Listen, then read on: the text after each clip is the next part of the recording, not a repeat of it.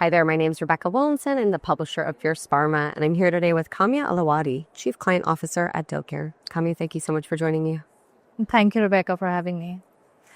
So tell me, given the evolution of pharma marketing in recent years, what do you see as the biggest shift in the pharma marketing landscape or the most disruptive influence?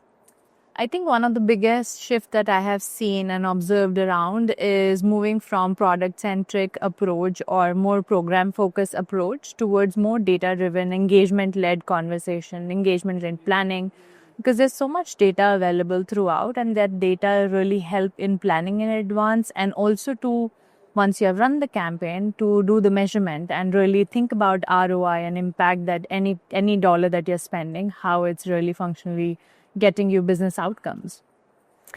Now tell me, as pharma increasingly embraces precision targeting, data becomes more important in transforming buys and leading engagements with healthcare professionals and patients.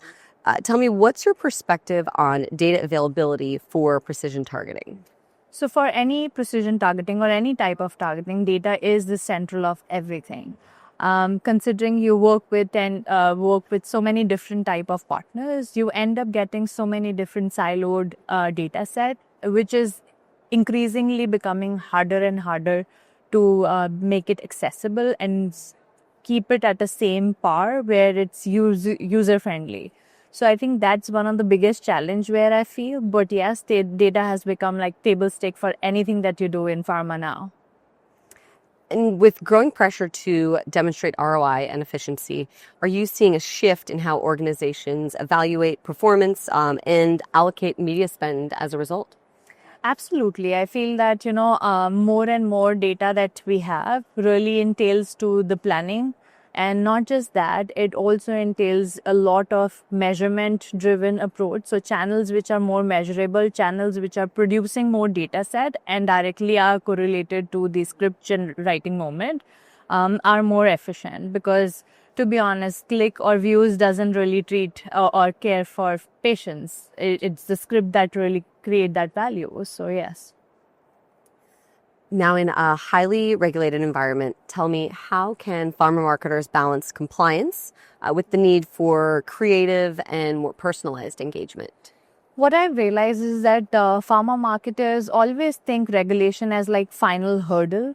And that is one of the biggest roadblock, I will say, when you think like that, because truly regulations are not roadblock. They are actually a guiding rail that you can put across. And if you are able to balance your regulation complexities as well as what you want to plan, you utilize data in real time that's available, I think what you can end up getting is a lot of personalized, optimizable program, which help you project better, which help you calculate your ROIs better. So in a nutshell, regulations really help you put a guardrail and lead you to success rather than becoming like a really blocker for pharma marketers.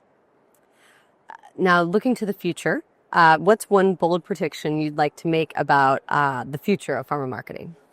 I think I have realized that the utilization of AI has been increasing a lot. So far we have been talking about how we should be reaching more and more physicians, more and more, create more engagement. But I think getting to know before you spend is going to be that big shift that we will see in near future.